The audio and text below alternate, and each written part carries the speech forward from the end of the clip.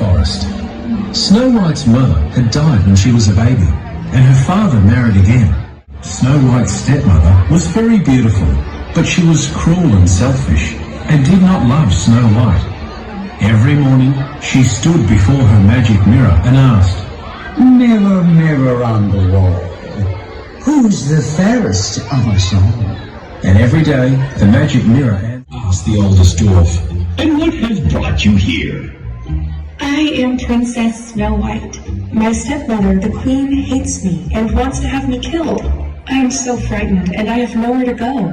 "You can stay with us," said one of the dwarves. "The queen will not find you here, and we will keep you safe." "Thank you," said Snow White. The next morning, the 7 dwarves left for work in the mines, as they did every day. "Keep the door locked and don't let anyone in. We will be home at dinner time." Snow White spent the morning cleaning and tidying the cottage. She opened the window so she could hear the birds singing, and she sang along with them. The huntsman took Snow White to the forest, but she was so sweet and gentle that he could not bring himself to harm her. "Run away, child, and don't ever come back. If you do, the queen will have you killed." On his way home, the huntsman killed the wild boar and took its heart back to the queen. Snow White was terrified. It was getting dark, and she knew there were wolves and bears in the forest. With tears in her eyes, she stumbled over stones and tree roots.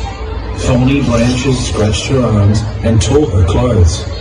As darkness fell, she came to a neat little cottage in a clearing. Mirror replied, "You, O Queen, have beauty rare, but Princess Snow White is still more fair." "What? The huntsman tricked me. Where is Snow White?"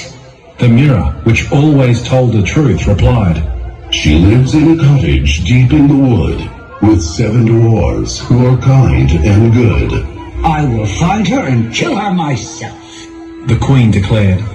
She quickly disguised herself as a little old woman, then filled a basket with bright silk ribbons and took it to the forest. She quickly found the dwarf's cottage and knocked on the door.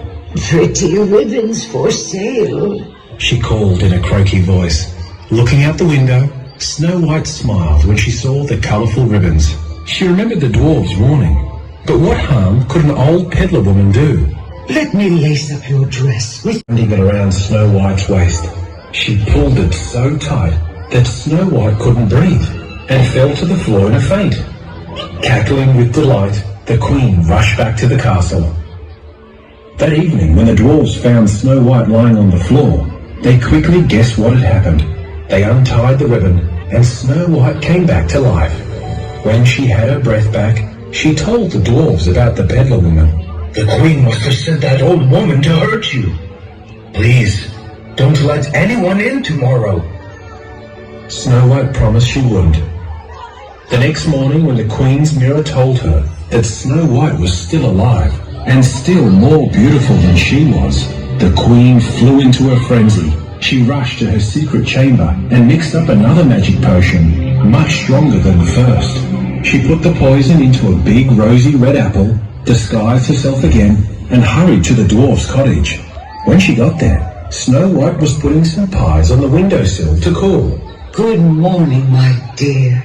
What tasty-looking pies."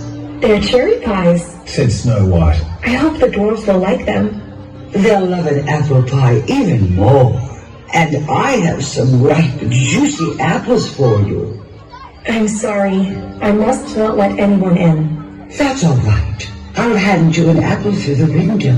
When you taste it, you'll want the whole basketful. Here, take a bite." She held up the poisoned apple. It looked so mouth-watering that Snow White could not resist. She took a big bite and instantly fell down as if she were dead. This time, the dwarves could not bring Snow White back to life. No matter what they tried, Snow White stayed pale, cold and lifeless. The dwarves could not bear to part with their beautiful princess.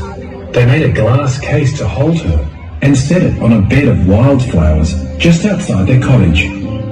They kept watch day and night so that no one could harm their precious Snow White. One morning, a prince from a nearby kingdom came riding through the forest. When he saw Snow White, he was enchanted by her beauty. "Who is this?" he asked the dwarves. The dwarves explained who Snow White was and what had happened to her. She is the loveliest person I have ever seen, said the prince. "Please, let me take her back to my palace." The dwarves did not want to part with Snow White, but the prince begged and pleaded. He promised. At last they agreed. As the prince's servants lifted the case, one of them stumbled. The case shook, and a piece of poisoned apple that had been stuck in Snow White's throat dropped from her mouth.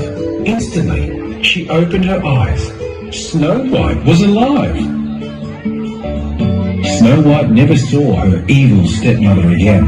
She and the prince, along with the 7 dwarves, lived happily for many, many long years. The end.